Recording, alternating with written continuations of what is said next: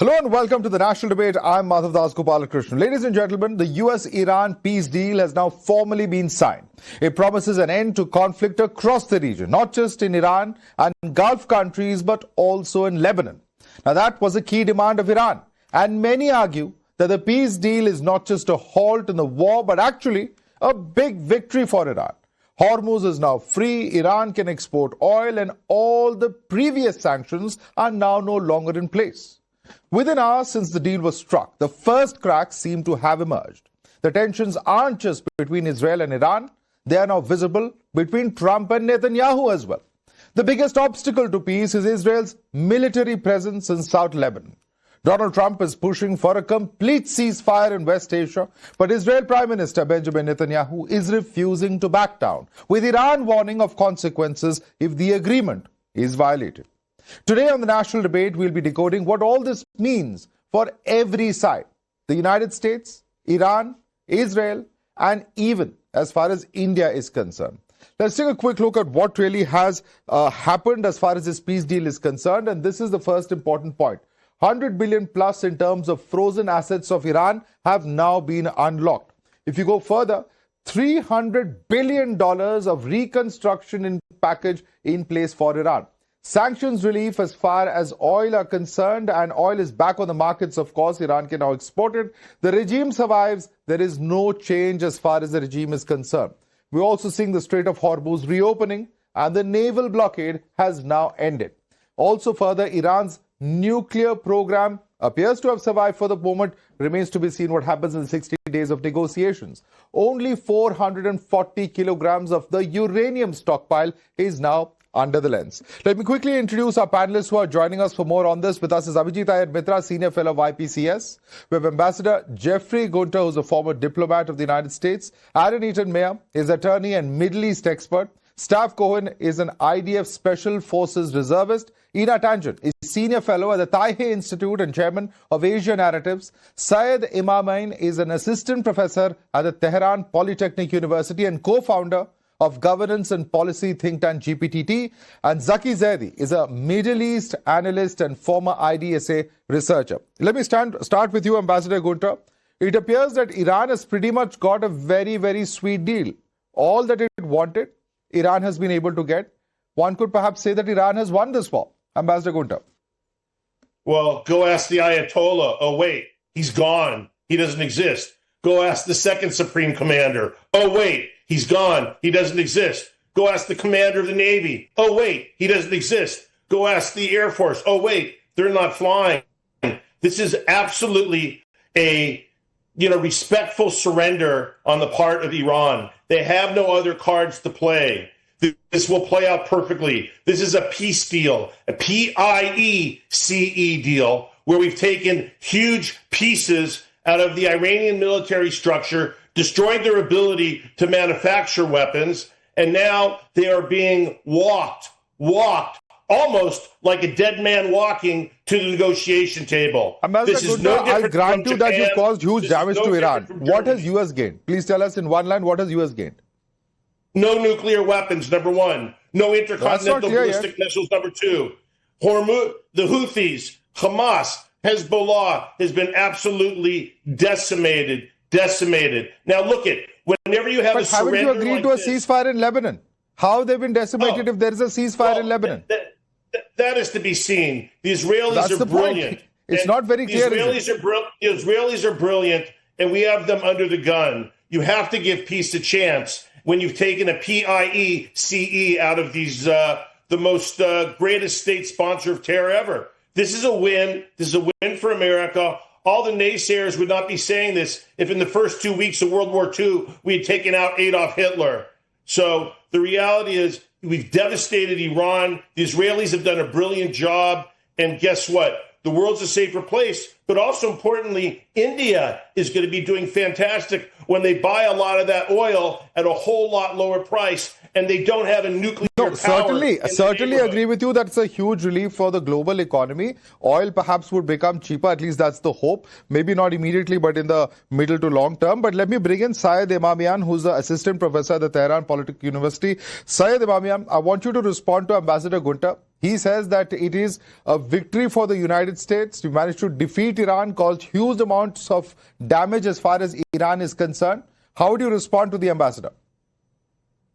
It seems that it's kind of the illusion that Americans have dreamed for since the beginning of the war. And it was the President Trump that one of the rare American presidents that naively his policy was hijacked by Israelis and he pushed into the war without any strategic vision.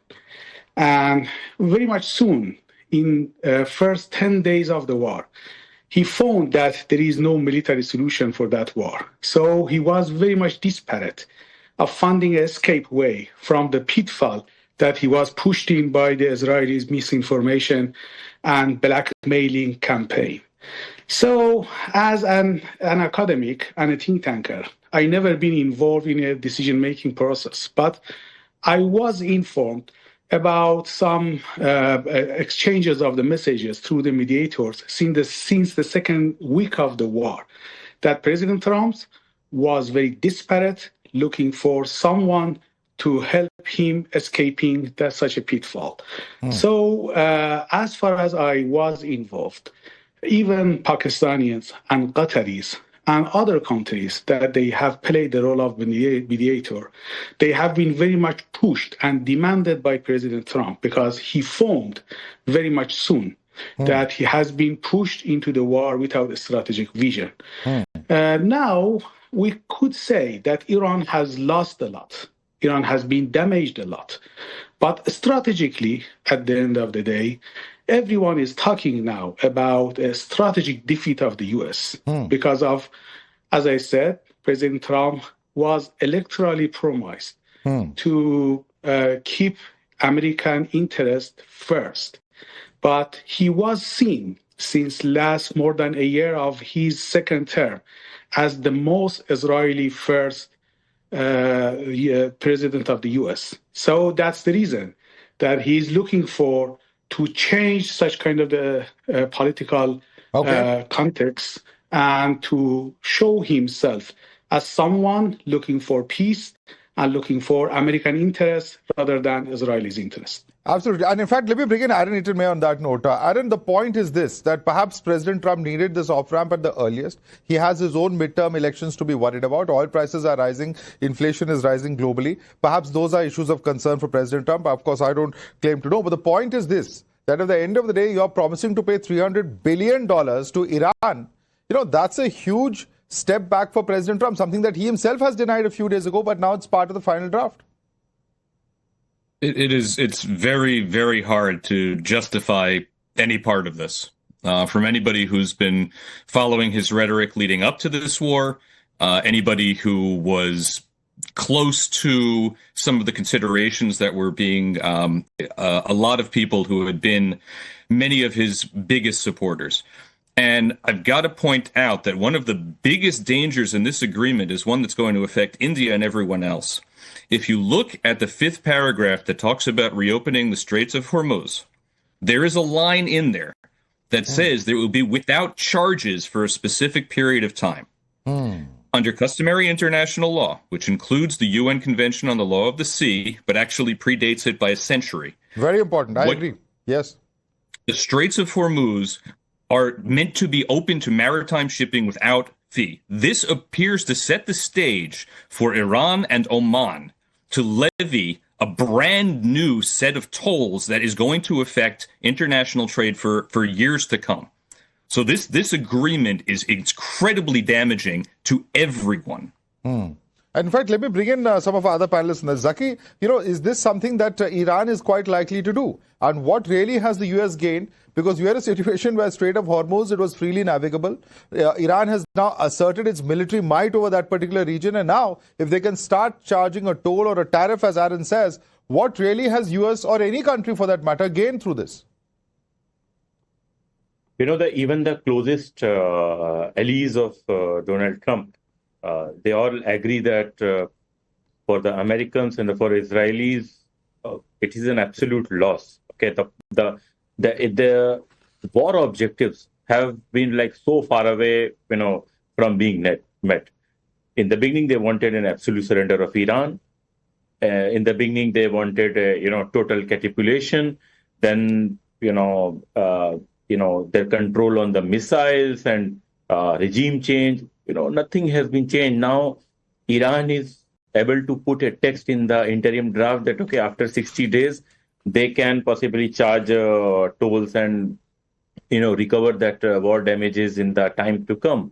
So this shows the difference in the strategic depth of the leadership. In US, under the Israeli pressure, they just randomly go for a war, and their understanding, the American understanding, the Israeli understanding of the winning and losing in the war is as much as they can kill. This is very much similar to Al-Qaeda or ISIS, that their psychology and their philosophy that as much as numbers of people you kill, you won. It's not like that. It's about whether your strategic objectives are achieved or not.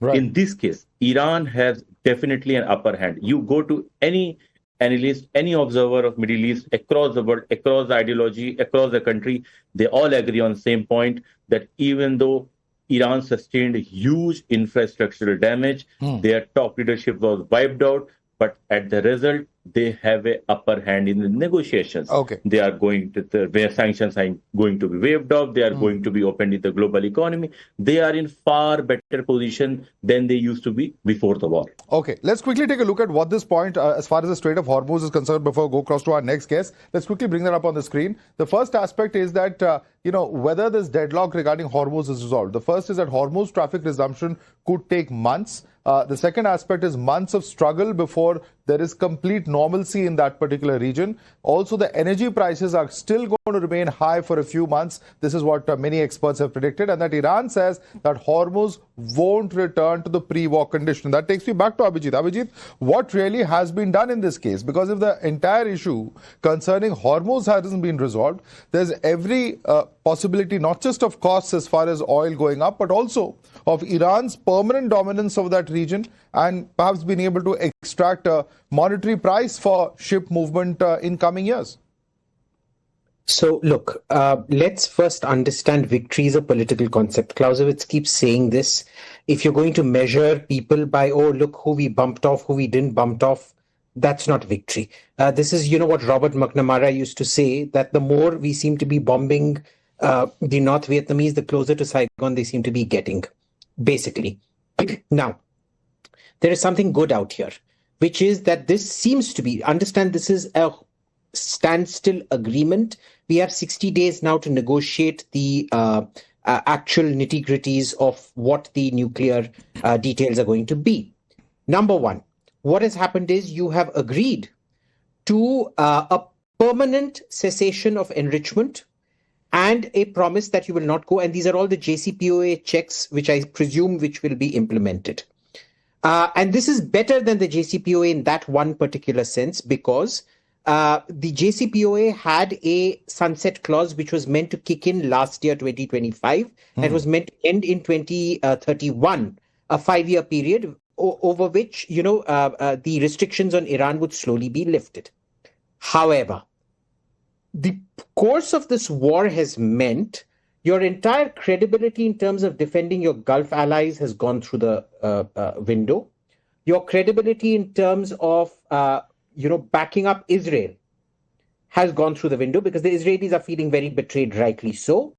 You have allowed diplomatic absolute clumsiness, allowing Iran to essentially link a ceasefire of the Houthis and Lebanon into something that is happening nuclear linked with Iran. Iran has now extended its, essentially extended its territoriality, sovereignty to the entire Hormuz, which was technically shared with Oman. And bits of it, the entry into Hormuz is shared with UAE. Now, for you to have done that, given up the sovereignty that other countries have over Hormuz, this is not looking good as an ally at all. So I'm very sorry, but Iran has won this round lock, stock and barrel. There is no other conclusion to this. Now, if you want to go by head count, sure, do the Robert McNamara thing. Congratulations, is going to be end up like another Vietnam for you. Okay. Can I also say that victory was a different concept for the Israelis and the Americans? Israelis were actually winning because their political goals were very different from the American goals. Right. They actually succeeded till this last round where, Trump kind of threw them under the truck, or the baby with the bathwater, whatever analogy have you. America not looking good in all of this. Okay, let me bring in Stav on those 2 points. Stav, at the end of the day, is Israel going to stick to it? The voices coming in, top ministers, leaders, even Netanyahu himself, they all appear to be on a very different page as far as US is concerned. But will they have any other option but to grin and bear it? Point number one. And point number two, as far as Hormuz is concerned, there is nothing that US or Israel could have done. Israel dominated the Strait of Hormuz through this war, and the very fact that they're still talking about collecting a toll after this 60-day period just goes to show that you've completely changed the pre-war condition, the situation where Iran now appears to have very clear dominance and advantage in that region. Well, sir, thank you very much for having me once again, first of all. And, I think my colleagues here were talking about winning this war, and I think that as the only soldier out here, special forces who actually fought terrorists in the battlefield, they need to emphasize the terminology winning here in the Middle East. If you will leave one IRGC terrorist on a rubbish on what used to be the only building that's left in Iran, and that IRGC terrorist will have only one leg and one hand and one flag that says win, he will climb on the rubbish and it will claim winning because he did not kill them until the last one. We see winning different from how you guys here are speaking under your fluorescents and with your suits. You don't get what winning is when you're fighting on your survival. Some of the good people of India, unfortunately, know how it feels like to survive through terrorism, as I spoke and I shared with Moses of Israel podcast, I believe, not long ago. But here's what you need to understand about what's going on right now. I had the pleasure of interviewing here at the beginning of this war several times. I distinctly remember that we had two other faces, meaning President Trump, of course, but other terrorist who is now burning in hell in a special date with 72 virgins. Now his son, or what left of his son, is supposed to be the leader, if you can call him that. And hopefully, we say Be'ezrat Hashem, hopefully he will follow his dad. Let's not get into that kind of rhetoric because, you will provoke a reaction. They will again start calling you all sorts of names. I don't want to take the debate down that road. Very respectfully, just hear me out. I never called anyone here in any names. Yeah, but the point is that you're abusing the leader. They will return you the favor. I just don't want this debate to degenerate. I'm asking you a very simple question, Stab. Please bear with me and just listen to my question. You can answer this question. I'm not stopping you from speaking, but I'm just asking you a very simple question. If you believe this war has been won, why is Israel still present in Lebanon? And Israel, is it in any position now, given the fact that this multiple point deal has been signed, to agree with the points of not taking the aggravation, not taking the fighting any further when it comes to Lebanon? I never said that I think that this war is won, sir. I never said it, never claimed it. I think for the first time since the war broke out, I believe with many of my colleagues here who are some of them advocating for terrorism and for the IRGC. Unfortunately, this war is far from over. It started 47 years ago, and I believe that our children, and most especially the children of Israel and the U.S., will pay the price for this not finished war. And if I may, some of my colleagues here also said earlier, war of choice or anything similar to that. May I just say that the only choice that we actually had here is between life and death. And when people do not understand the mentality of the supreme leader of Iran, for instance, Ahmadinejad, former president of Iran, 2005, 2013, they need to know his quote. And I'm quoting, "We will convert the entire world into Islam."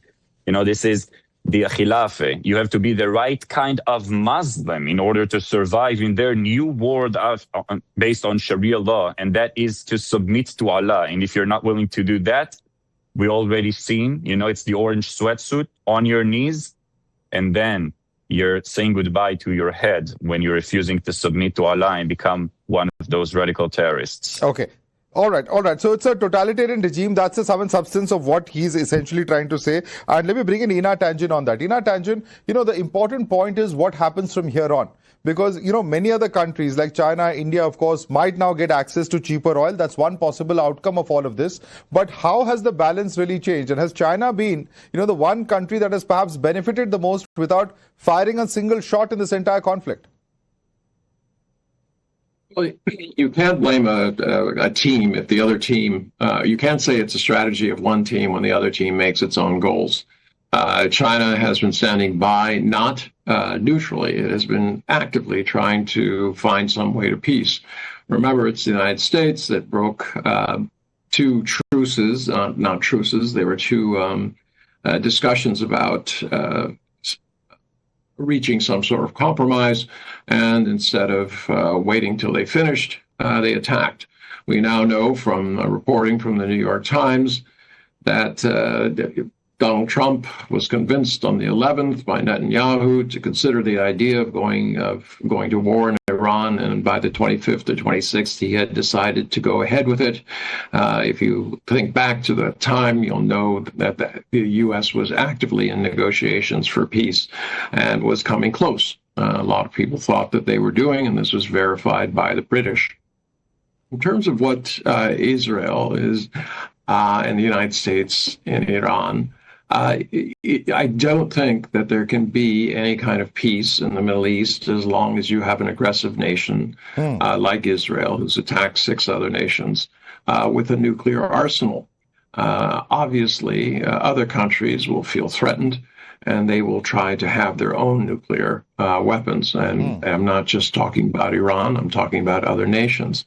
So, as I said, this is not going to be over ultimately. Sure, you can have a little short-term amount of cheaper oil, but that's not going to last long. Lasting peace depends on denuclearizing the Middle East, getting tensions down, convincing Israel that it can actually live with its neighbors as opposed to either dominating or destroying them. Okay, Ambassador Gunta and staff both want to respond to you, but before I come across to you, gentlemen, let's take a quick look in terms of what the really agreements are when it comes to the nuclear program and Iran's nuclear stockpile is concerned. There's 440.9 kilograms of uranium that's enriched up to 60%. That is, of course, point number one. The enriched uranium is stored in the gas form. We also know that they require only weeks to enrich up to 90%. 90% enrichment equals weapons-grade uranium. And there's no clarity on Iran's capacity for enrichment as well. So that, of course, becomes a very, very important point as well. So how can US then remove Iran's uranium? What's the option really? The fact is they can convert the uranium gas into more stable powder form. There's also, of course, the fact that they can make transportation of uranium significantly safer. There's also highly enriched uranium that could be down-blended in Iran, and the enriched uranium can then be diluted with low-purity uranium. That's the second option that you have before it. Ambassador Gunta, what really is the US going to do? Because you don't have any firm assurance except for a broad agreement that they would, sort of go slow as far as the nuclear program is concerned. What's the guarantee that Iran's nuclear program is going to come to any end? And have you really eliminated the nuclear threat in that event? When it comes to the American justice system, it's called dead man walking. You watch him walk to the gallows, and guess what? He keeps walking. Why? Because he's in shackles, and there's about 5 armed guards around him. That is what's going on with Iran right now. They are the IGRC, the country, not the individuals. This is the largest hostage situation we've ever seen in the history of mankind. You have 91 million Iranians being held hostage by these theocratic lunatics. And as far as the bizarre comments by the panelists before me, talking about how Israel is the preventer of peace in the Middle East, I mean, that's one of the most delusional comments I've ever had in an adversarial panel. The reality is the Abraham Accords are signed by 4 Arab countries, and on top of it, the Saudis are going to be on board, the Qataris are going to be on board. So I don't know where these people have Israeli delusion syndrome. I think we have a new syndrome. It used to be TDS, Trump derangement syndrome. Now we have Israel delusion syndrome, where these guys are showing signs of absolute delusions, where they're not only neurotic to the point where they're building sandcastles in the sky, they are psychotic and they are living in them. Israel is a promoter of peace. The reality is Hezbollah is a terrorist state within southern Lebanon, and they will be. Ambassador Gunter, can you eliminated. assure us that Israel is going to stop attacking Lebanon, the Lebanese areas where they are currently where they are currently present, and they're going to stop the attacks for Hezbollah? If Hezbollah behaves, and it's very hard for terrorists and people who love killing innocent people and launching tens of thousands of missiles on civilian populations. So you're saying there's no guarantee of peace in Lebanon? Can they keep their hand out of the killing cookie jar? I don't really know, but I got news for you. No, they don't do very I'm well asking with you on the cell phones. basis of the They don't agreement. do very well with beepers. Ambassador Gunter, Lebanon is part of the agreement. You would also agree. I've met Benjamin Netanyahu. I cannot speak for him, but I can tell you that if there is a true peace in the Middle East, Israel will be at the forefront, along with the greatest president the United States have ever seen. Okay. Syed Abamia, would you like to respond to Ambassador Gunter? Israel delusion syndrome, I think we have a new syndrome on your show. And I'm a physician. I think it's really interesting to see the delusionment that I'm seeing from these panelists. All right. Let's get a response from Mr. Abamia. Mr. Abamia, go ahead. Yeah, a strange thing we are hearing here. A terrorist from IDF that has been convicted by the all international courts as genocidal state, that they have done genocide for the last 2 years in Gaza and Lebanon, in Syria and in Iran. And they have been the most... Mr. Abamia, in the same spirit in which I asked him earlier not to resort to that kind of language, my only request is if you start calling other panelists terrorists, then they will also return the favor. I just don't want the debate to degenerate. So let's try and keep this debate a little above board. My request to all of you. Please, go ahead. But because I heard something very strange here as an academic, but as someone that are observing the situation in the region, I should respond to such kind of the accusation from someone that is by DNA the terrorist political project. So something that is happening now in the region, everyone knows that the main source of insecurity is the Israelis' aggression and expansionism. You may heard about the greater Israel. That means the violating the sovereignty of the several countries in the region. So unless someone could contain the Israelis' aggression and genocidal and expansionism, there won't be any peace in the region. Now, there is a question whether the tail wagging the dog, whether President Trump is able to contain Israelis' aggression, to have Benjamin Netanyahu's political ambition contained or under control, or there won't be any chance for any peace or any deal or any ceasefire. So that's the Trump's turn and Trump's responsibility to make them under control.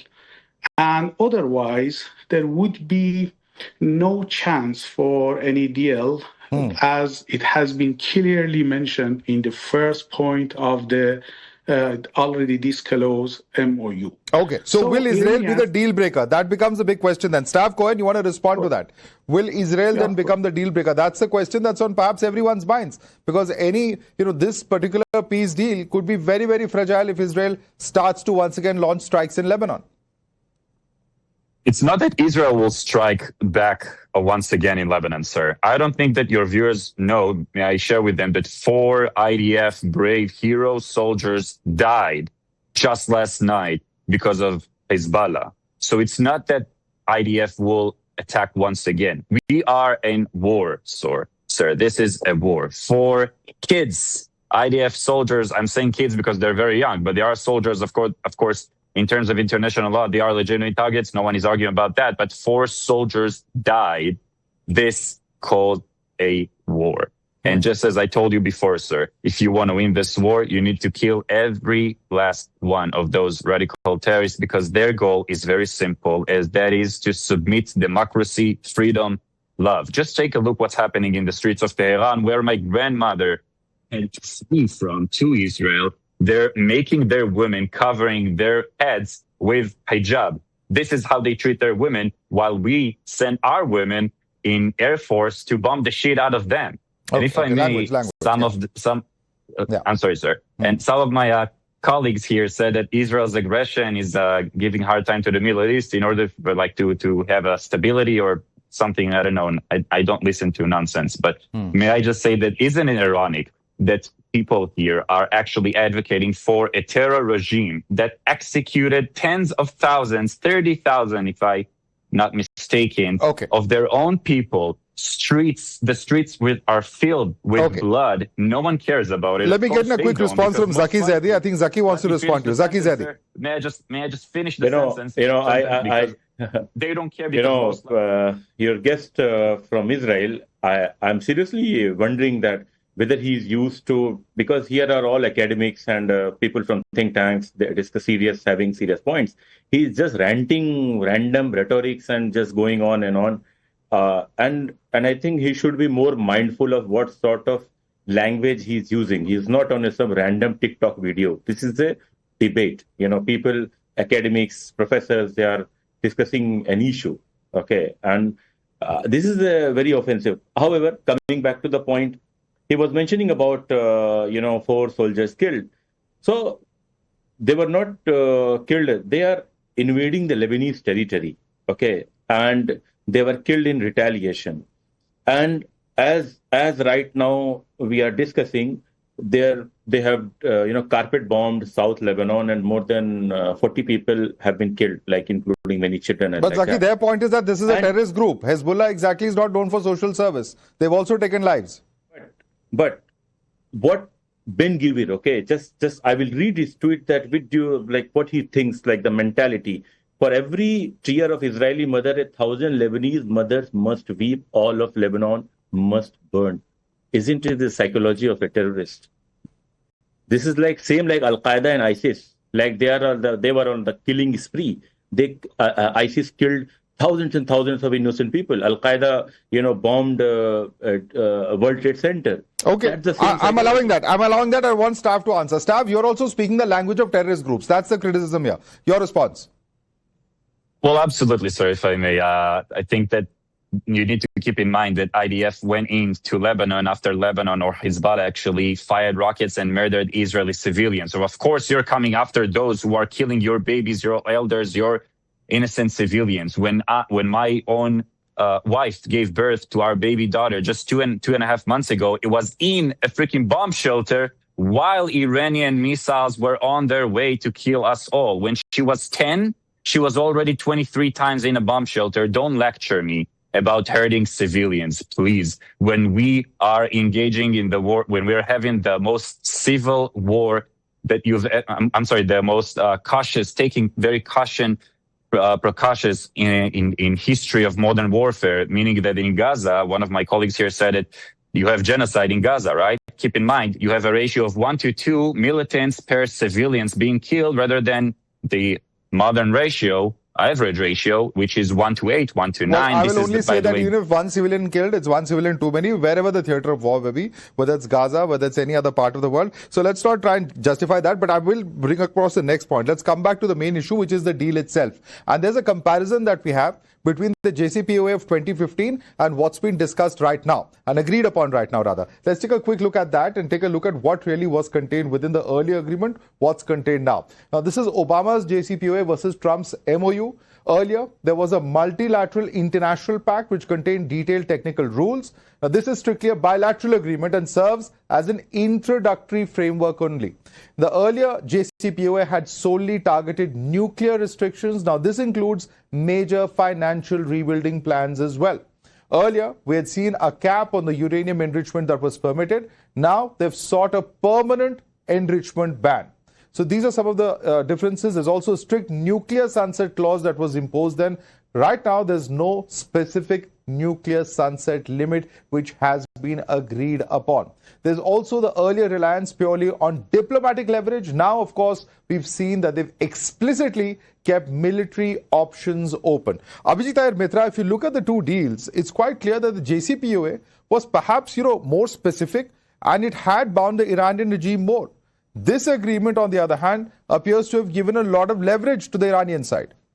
No, that's on nuclear, that's not entirely accurate. See, the problem with the JCPOA was that, it was built on this realist paradigm that you can only contain a country for so long and you can't contain them across all specters, not terrorism, not ballistic missiles, just nuclear. I think after cancelling that deal, Trump seems to have come to that exact same conclusion. But where this deal is better is remember, this is not a deal yet. It is just a standstill agreement. It is the basis for specifics to be negotiated. So yes, the JCPOA was a very, very technical agreement. This is not yet a technical agreement. It is a political agreement where the technical details have 60 days to be worked out. And I will see. Look, politically, Iran has run rings around America right now. Maybe in the technical negotiation, it will be different. I would say that even in spite of all of this, if they avoid a sunset clause and get a permanent bar on enrichment and permanent unfettered access to all Iranian nuclear sites, including sites that may be discovered and undisclosed sites being considered breaches, that would still be a sort of semi-victory, if nothing else. Okay. I think other issue has been, the Israeli war goals, they've been permanently expansive, and that's what JD Vance pointed to today. Exactly. Which is that, we can stop Iran nuclear. Unfortunately, we can't stop terrorism that comes out of Iran. We can't stop their drone program. We can't stop their ballistic missile program. We can't link them. But the problem is, it looks like a defeat when Iran very successfully then goes on to link Lebanon and the Houthis and things like that. And right now, the Iranians have again suspended free passage. I don't know if you're seeing the reports. Just 2 hours back, they've suspended free passage through the Hormuz again, threatening ships again because of Israeli strikes on Lebanon now. Now, you can keep expanding war goals like this.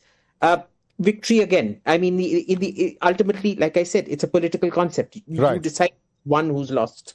Right. Ambassador Gunta, I just want to draw your attention to one fact. At the end of the day, the JCPOA was negotiated over a period of time. I think it's about 2 years that it took, 2 years that they took to actually negotiate it. And the MOU, on the other hand, is just a framework for 60 days of talks. You may achieve more, you may not achieve more. You may achieve a lot less, in fact, at least going by what's at the moment agreed upon.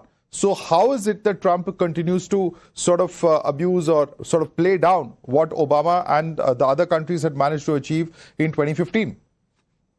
It's such a great question. The only problem is that your compare and contrast diagrams excluded one thing. It excluded Donald Trump's gun to the head of the Iranians. So there's a big difference between Barack Hussein Obama's chocolate and flowers that he gives people and throws billions of dollars at them, and Donald Trump, who's destroyed their Navy, who's destroyed their Air Force, who's eliminated their so-called Supreme Commander, and the number 2 guy who doesn't have any extremities. Come on, Ambassador Gunta, U.S. is not prepared for another war. It's quite clear the U.S. equally wants out of this war. I think that's pretty evident. As much of the bravado as you might want to put out and repeat how much you've destroyed of Iran, the fact is U.S. also knows that it has caused huge international global economic distress, and it cannot afford to do it because it's hitting U.S. itself. I love you. I love you very much, but I have to respectfully disagree with you. Oil right now is $77 a barrel and fluctuating between 74 and 80. The world is actually breathing a sigh of relief. And especially, you all know my great love of India and the Indian people and your great Prime Minister Modi. You have been saved by Donald J. Trump, saved by even Benjamin Netanyahu, because you no longer have a nuclear-armed country in your neighborhood. China's nuclear armed. You have a territorial dispute. Pakistan is nuclear armed. You have a territorial dispute.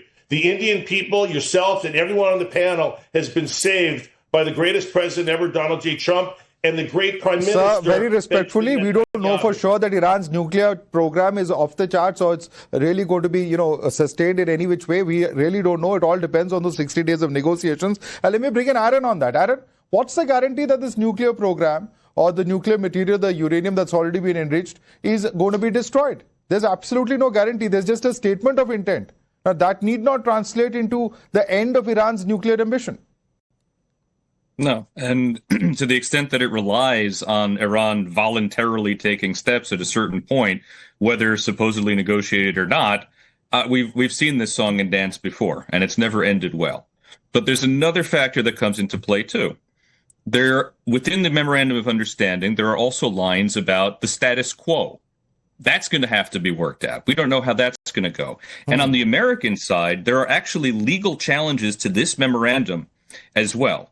So there's a law professor named Jack Goldsmith, who's a very, very esteemed legal scholar, and he pointed out that in 2015, Congress passed something called the Iran Nuclear Agreement Review Act, INARA.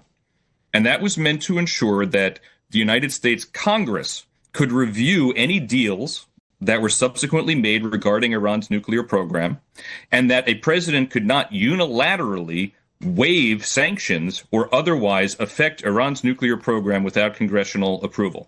It was done because of JCPOA, but it's now going to come back because it seems like the reading of this agreement implicates INARA, which remains law. So there are a lot of further issues, even on the American legal side, before we can really talk about what this is going to mean. And that undercuts any sort of reliability that we can have regarding Iran's nuclear program. I cannot see this as ending it. Absolutely. And I just want to sum up, before we end this debate, what J.D. Vance specifically said. He had said that Donald Trump is the only head of state in the entire world who's sympathetic to the nation of Israel at this moment in time. If I was in the cabinet of the Israeli government, I might not be attacking the only powerful ally that I have anywhere left in the entire world. And that just goes to show the kind of stress, the kind of tension that exists post this agreement, how much of this will sustain, whether the peace can hold, or whether the various attacks that are potentially likely to take place, the various fault lines, will erupt, and whether this very fragile peace, as it's being called, will sustain. I'd like to thank all our panelists: Abhijit Iyer Mitra, Ambassador Jeffrey Gunter,